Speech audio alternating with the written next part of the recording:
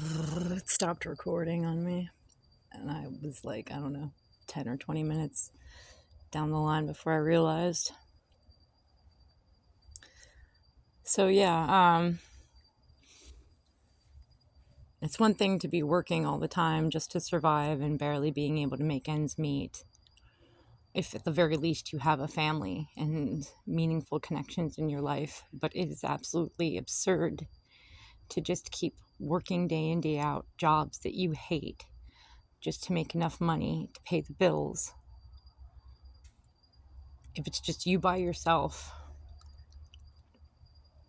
and you're never going to get anything, like living for me, what I want for me is to have a family. That's all I want. I don't want to go to wherever. I don't want to go traveling. I've traveled. I've seen enough. I don't want to go to outer space. I don't want to be CEO of some company or some bullshit. I don't want to be superstar celebrity. I don't want to do any of that shit. So what am I living for? What am I living for? Just to spend another day working a job I hate? To pay some more bills? What's the point? And I suspect that that's a big part of why they put out videos like that. Why celebrities like Johnny Depp put out videos like that is to keep the general population hanging in there going like, yeah, that's right. I should just live for me. No one's going to care when I'm dead. Like, what kind of life are you living though? What are you doing that makes you happy? What are you working towards? Do you have anything that you're working towards? Do you have anything other than your family? Because it's one thing if it's like, I got to make ends meet. I got to feed these kids. I got to make sure they get an education. I got to show them to be strong, so on and so forth. Or if at the very least you have a goal, but what if your goal is to have the kids and the family?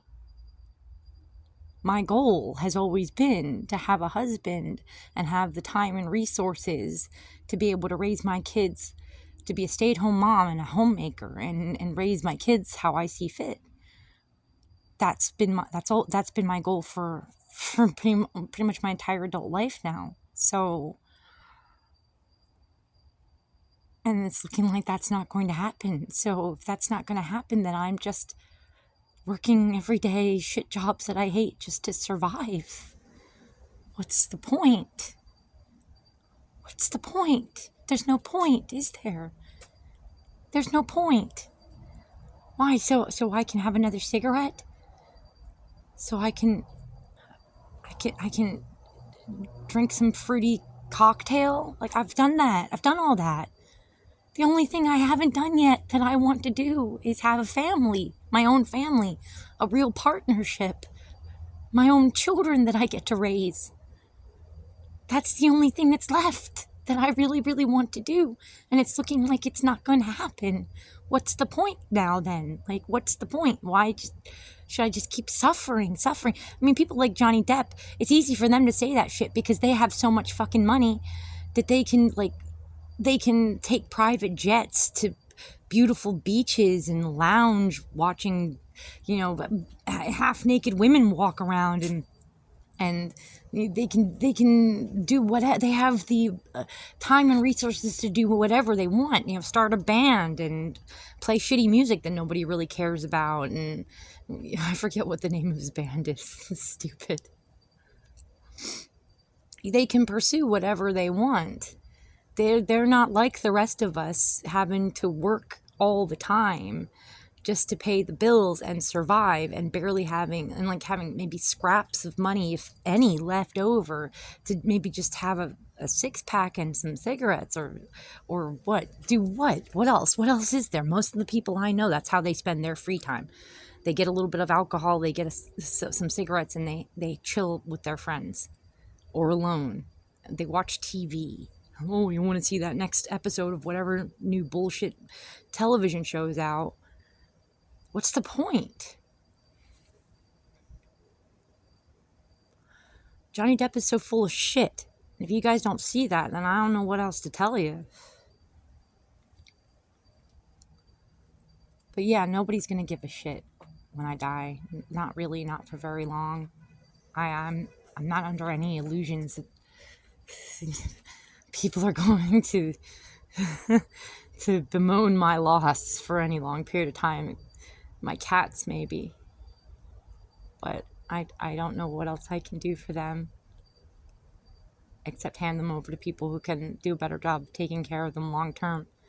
You know, I have to ask my mom for money to pay their vet bills. Like,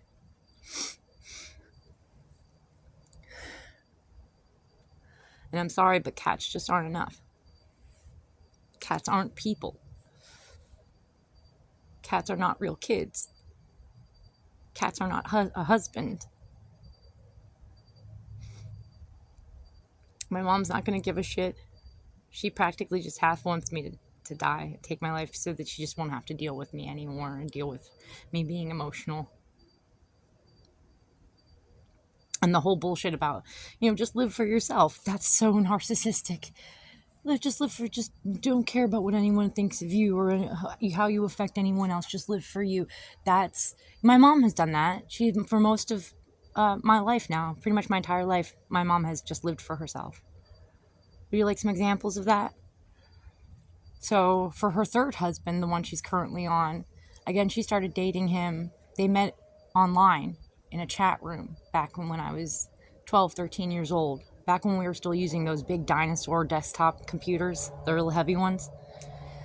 And I have very clear memories of standing off to the side of her and going like, Mom, hello, trying to get her attention. Like, Mom, we need you to pay attention to us at least a little bit. Because as soon as she met Joe, my stepdad, like, she was just, whenever she was home, she was glued to her computer. And she had 3 daughters at the time who were in a very important stage of our development. We needed our mother. We needed her guidance. We needed her to pay attention to us. And she just didn't give a shit. She cared about herself. She cared about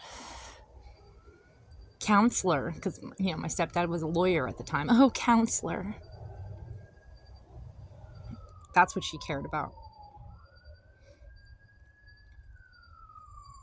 She even took me to meet him for the first time. A guy she met online. She didn't know him. And she took me, her 13-year-old daughter, with her to meet him for the first time out in the middle of nowhere, bumblefuck, Pennsylvania.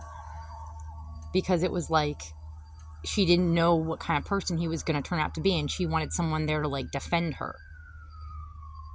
Which is really inappropriate, to take your 13-year-old daughter with you to, like, help defend you if he turns out to be an axe murderer.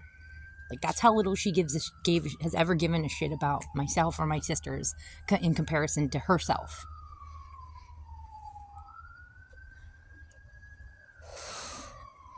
I've been asking her recently for a few years now, actually, if she could put some money towards my hiring a matchmaker. Because, for various reasons.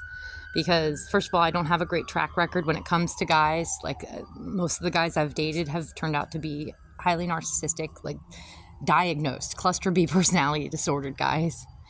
And also because dudes my age at this point, late 30s, early 40s, like, guys who are single, who are stable, that have jobs and houses, they're not going out to bars. Like, I'm not Little Miss Bar person. I don't go out places. I stay home with my cats. So it doesn't leave me a lot of options to meet people. I don't have the money to go out places. And it's just sad and pathetic to go out to a bar by yourself and sit there. And also, these bars these days are mostly just, I know because I pick up orders, door dashing. I pick up orders from bars to deliver.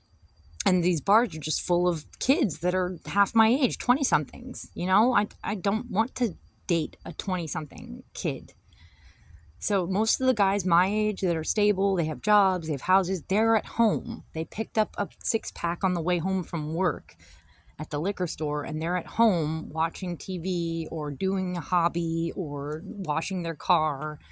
They're not going out places. That's, I'm not going to meet them out at a bar the way 20-somethings meet each other.